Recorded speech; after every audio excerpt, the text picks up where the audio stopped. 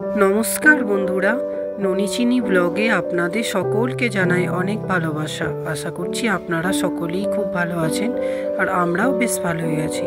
তো আজকে একটা ছোট ভিডিও শেয়ার করছি। আজ এসেছে আমার ভগ্নিপতি, ও কাল রাতেই এসেছে। তো ও আজ 2 বছর পর এলো আমাদের বাড়ি।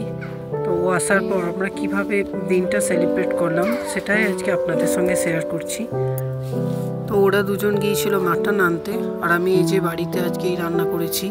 তার মধ্যে আছে আলু পোস্ত আর কাঁচা কলার কোপ্তা দিয়ে তরকারি, তাছাড়া বাটার পনির, চিকেন কষা আর চাটনি। আর এই যে খাসি মাংসটা ম্যারিনেট করে রাখা আছে, আর আছে গরম গরম ধোঁয়া ওঠা ভাত। তো আমার রান্না হয়ে যাওয়ার পর ওরা দুজন মিলে মাটনটা তৈরি করে নিল। এবার আমি আর বেশিক্ষণ ওয়েট না করে ওদেরকে খেতে দিয়ে দিলাম, কেন বেলা অনেকটাই হয়ে গেছিলো। ভগ্নিপতি আবার বেরিয়ে যাবে, ও আজ বাড়ি চলে যাচ্ছে, জানি না আবার কবে আসবে। তো যাই হোক, ছোটো করে দিনটা বেশ সেলিব্রেট করলাম আমরা।